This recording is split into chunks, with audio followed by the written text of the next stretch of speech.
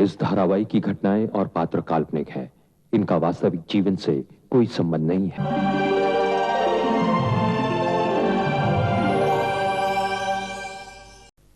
मन?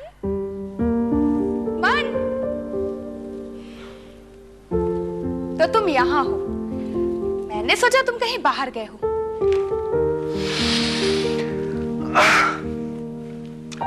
अब तुम्हें घर में अकेला छोड़कर बाहर जाने का दिल नहीं करता। क्यों? शादी के बाद क्या सारे पति अपनी पत्नी के पल्लू से बंधे रहते हैं? नहीं, पर अगर तुम मुझे अपने पल्लू से बांध कर रखना चाहो तो मुझे कोई एतराज नहीं। ना बाबा, मैं ये कभी नहीं चाहूंगी। मैं तो ये चाहूंगी कि तुम रोज सुबह काम पर जाओ और मैं शाम को तुम्हारा घर पे इंतजार करूं। अरे हिंदुस्तान की ज्यादातर पत्नियां यही तो करती हैं और तुम भी वही करना चाहती हो। फिर क्या फर्क होगा तुम में और उनमें? तो तुम क्या फर्क चाहते हो? देखो, पत्नी का यही धर्म होता है और मैं बस वही निभाना चाहती हूँ। अच्छा बाबा, तुम्हारा ये धर्म वर्म रहने दो। अब मेरी बात ध्यान से सुनो। हाँ सुनाओ। पुष्पा, हमारी शादी को 1 हफ्ता हो गया।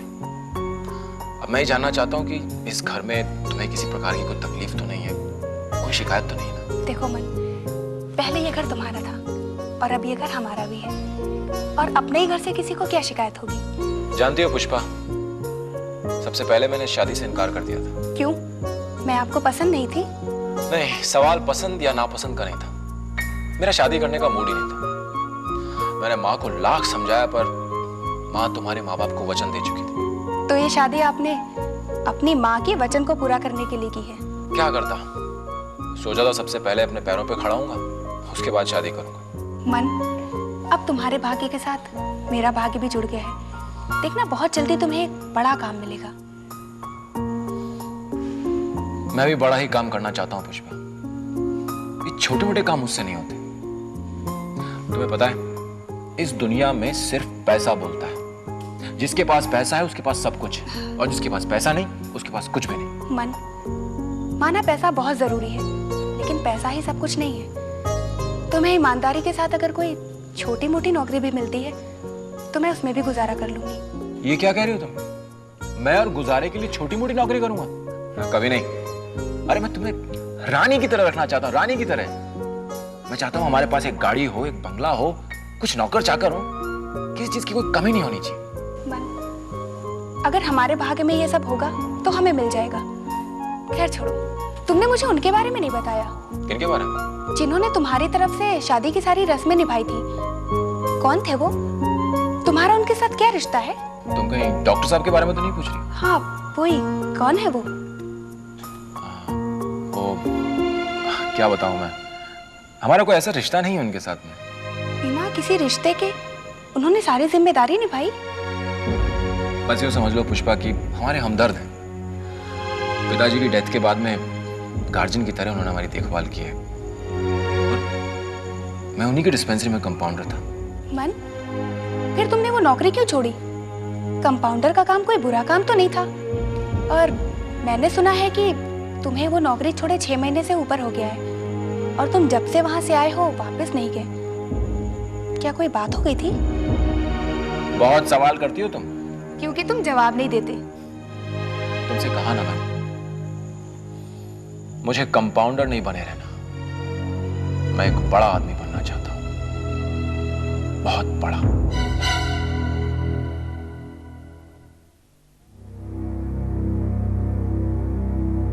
पुष्पा की माँ,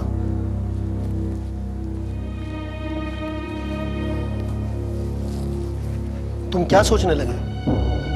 मुझे बार बार उस लड़की का चेहरा याद आ रहा है जो पुष्पा की विदाई के बाद यहाँ आई थी। तुम भी अजीब हो। अरे अपनी पुष्पा विदा होकर अपनी ससुराल गई है, तुम्हें उसकी नहीं, तुम्हें उस दूसरी लड़की की याद आ रही है? वो भी तो किसी की बेटी है ना जाने उसके साथ क्या गुजरी है। हाँ, अजीब तो मुझे भी लगा था जब उसने आते ही पूछा था कि दूल्हा कौन था। उसकी परेशानी देखकर तो यही लगता है ना कि उसे किसी ने धोखा दिया है और वो उसे ढूंढती फिर रही है। जमाना बहुत खराब आ गया है पुष्पा की माँ। बंद मुट्ठी लाख की, खुल गई तो राख की। लड़की के माँ बाप को बहुत एहतियात बरतना पड़ता है।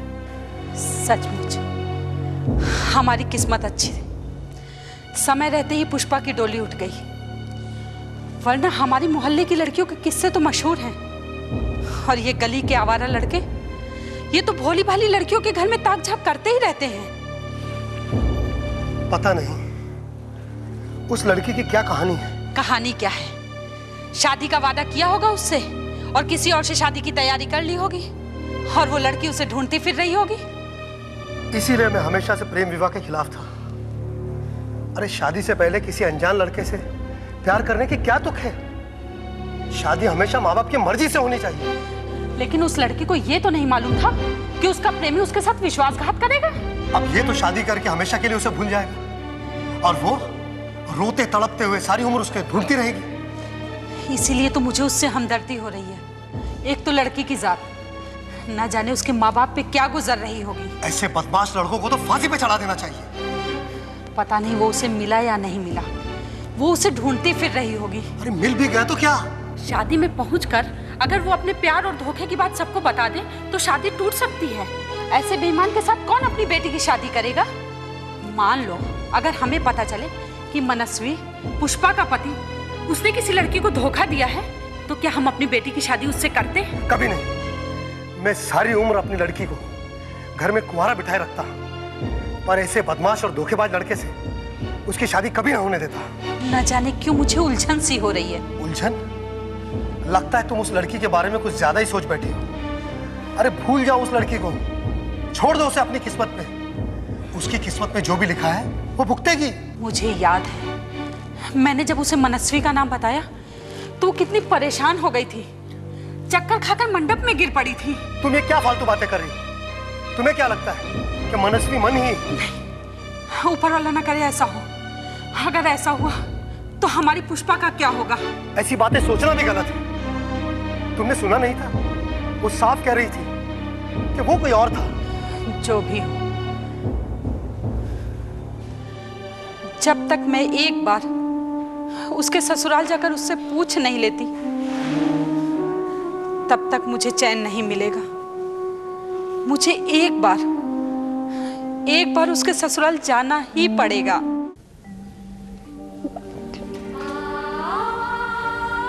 कुंती, अपने आप को संभालो। यूं कब तक रोती रहोगी? प्रभा, मेरा सब कुछ खत्म हो गया, अब कुछ बाकी नहीं बचा। तुम्हारी अपनी जिंदगी सलामत रही तो सब ठीक हो जाएगा। क्या ठीक हो जाएगा? क्या ठीक हो जाएगा? अब कुछ बचा है क्या? मेरा एक ही तो सहारा था, वो भी मुझसे छीन लिया गया। जो छीन गया वो तुम्हारी किस्मत में नहीं था कुंती। देखो, परेशान मत हो, तुम ठीक हो जाओ और ये रोना बंद करो। जिंदगी में दर्द और सदमों के बावजूद भी जीना पड़ता है। लेकिन किसके लिए जीऊं? किसके लिए और क्यों जीऊं प्रभा? जो कुछ भी हुआ उसे होना ही था। अगर ऐसा मानकर खुद के मन को तसल्ली दोगी तो जीना आसान होगा, वरना सांस लेना भी मुश्किल हो जाएगा कुंती। पता नहीं मैंने किसके साथ क्या बुरा किया था, ऐसा कौन सा पाप किया था जिसकी मुझे इतनी बड़ी सजा मिल रही। ये सब कुछ मेरे साथ ही क्यों हो रहा है प्रभा? मैंने तो सिर्फ कर्ण के साथ अपनी जिंदगी चाही थी, वो भी पूरी नहीं हो सकी। तुम्हें कर्ण की बहुत परवाह है ना? हाँ, वो मेरे बिना नहीं रह पाएगा। तो फिर देखो, इस तरह से रोना बंद करो। अगर तुम यहाँ इस तरह से रोगी तो वो वहां पर सुखी नहीं रह पाएगा। तुमको इस तरह से रोता देखकर वो स्वीडन में वो खुद भी रोएगा। कम से कम कर्ण की खातिर तो रोना बंद करो। क्या करूं प्रभा? कर्ण की याद मेरे दिलो दिमाग से जाती ही नहीं। 24 घंटे उसका चेहरा मेरी आंखों के आगे घूमता रहता है। मैं तुम्हारी परेशानी समझती हूँ, लेकिन अपने हालात से समझौता करो। अपनी जिंदगी से ये दुश्मनी अच्छी नहीं है। दुश्मनी तो मेरी किस्मत ने निभाई है मेरे साथ। तुम ऐसा क्यों सोचती हो? तुम्हें अपने अतीत और बीते दिनों से आजादी मिल गई है। अब कोई जिम्मेदारी नहीं, किसी का कोई मोह नहीं। नहीं प्रभा, कुंती की जिंदगी कर्ण के नाम पर शुरू हुई है और उसी के नाम पर खत्म होगी। मैं 7 समंदर पार करके भी अपने बच्चे को वापस लेकर आऊंगी। पता नहीं इस वक्त वो क्या रहा होगा तो उसने कुछ खाया पिया भी होगा या नहीं। माँ के बिना वो कैसे जिएगा प्रभु। मुझे पूरा यकीन है कि वो वहां पर सुख से होगा। तुम्हें तो खुश होना चाहिए कि उसे माँ बाप एक साथ दोनों मिल गए। और मुझे क्या मिला?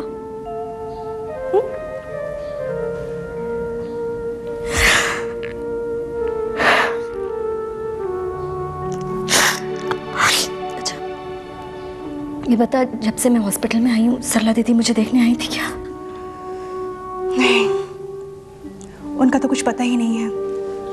न जाने कहाँ गायब हो गई हैं। गायब? अरे वो कहीं जाकर छिप गई है। उनमें इतना साहस ही नहीं है कि वो मेरा सामना कर सके, मुझे अपना मुंह दिखा सके। उन्होंने धोखा किया है मेरे साथ। कुंती, अब इस बात को लेकर तुम हंगामा खड़ा करना चाहती हो? जानती हो आश्रम की सभी औरतें तुम्हारे लिए कितना परेशान थी। स्वामी जी भी हिम्मत जी के साथ तुम्हें देखने के लिए आए थे। आश्रम के मुख्य ट्रस्टी त्रिभुवन दास जी ने सारा खर्चा उठाया तुम्हारा। लेकिन जब कर्ण को गोद दिया जा रहा था तब किसी को मेरी परवाह नहीं थी। अब उसके जाने के बाद सभी मजाक उड़ा रहे हैं। ऐसा नहीं है। ऐसा ही है। अगर ऐसा नहीं था तो किसी ने सरला दीदी से पूछा क्यों नहीं कि वो मेरे साथ ऐसा क्यों कर रही है? मैं यहाँ हॉस्पिटल में पहुंची तो ये किसकी जिम्मेदारी है? ये सब झूठी हमदर्दी है प्रभा, सब दिखावा।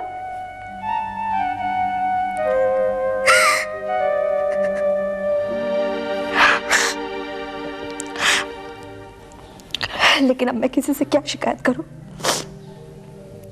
जब मनी मुझे नहीं पहचानता, पता नहीं उसने मेरे साथ और अपने बच्चे को कैसे भूल गया। तुम अब भी उसका नाम अपनी जबान पे ला रही हो?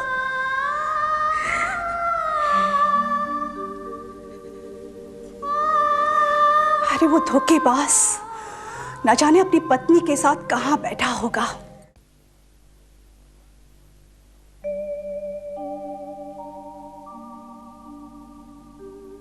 नमस्ते बहन जी।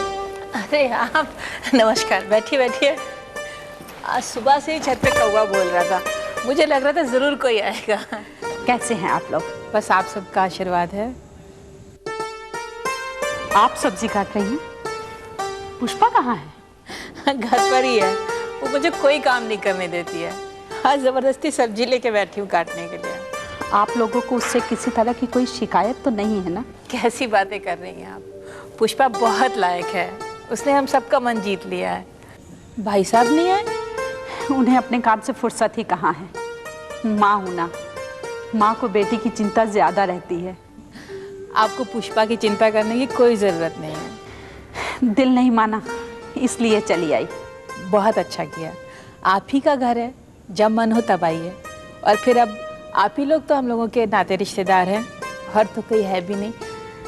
अच्छा आप बैठिए, मैं पुष्पा को बुलाती। माँ जी, सब्जी कट गई हो तो। अरे माँ, आप कब आई? बस अभी थोड़ी देर हुई। अकेली? पिताजी नहीं आए? नहीं बेटे। अच्छा अब तुम दोनों माँ बेटी बैठ के बात करो, मैं चाय नाश्ते का इंतजाम करती हूँ। नहीं बहन जी, चाय वाय छोड़िए। रिवाज के हिसाब से तो माँ को बेटी के यहाँ का पानी भी नहीं पीना चाहिए। अरे बहन जी, जमाना कहाँ से कहाँ पहुँच गया है, और आप अभी तक यही सोच रही हैं? आप इतनी दूर से आई हैं, हम आपको ऐसे नहीं जाने देंगे। माँ जी, आप बैठ के बात करिए, मैं चाय बना के लाती हूँ। बेटे, तुम्हारी माँ ने तुम्हारे हाथ की चाय बहुत बार पी है, आज इन्हें मेरे हाथ की चाय पीने दो।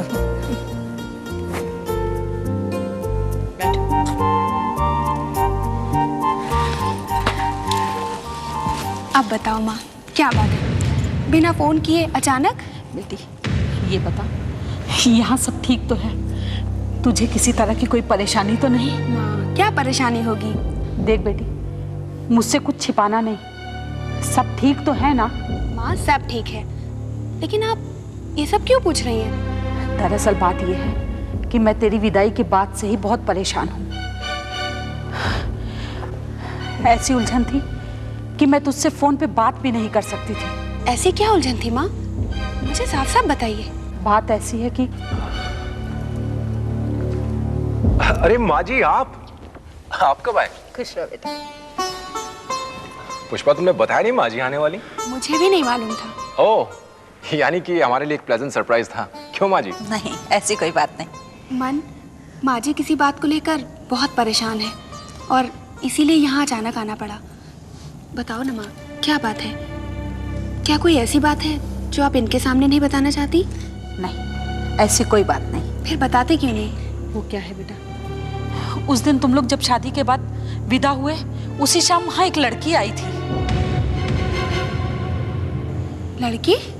हाँ, सफेद साड़ी पहने हुए थी, बहुत घबराई और परेशान थी।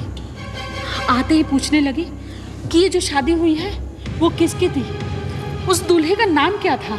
आपने बताया नहीं? बताया। जैसे ही मैंने उसे मनस्वी, मन का नाम बताया, वो एकदम बेहोश जैसी हो गई। फिर क्या हुआ? फिर वो मंडप में एकदम गिर पड़ी। उसके साथ एक आदमी और एक लड़की आए थे, उन्होंने उसे संभाला। माँ, इसका क्या मतलब हो सकता है? मतलब तो यही है ना कि उसे किसी ने धोखा दिया है और वो उसे ढूंढते हुए वहां तक आ पहुंची। उसने किसी का नाम बताया या कुछ और कहा इसके बारे में?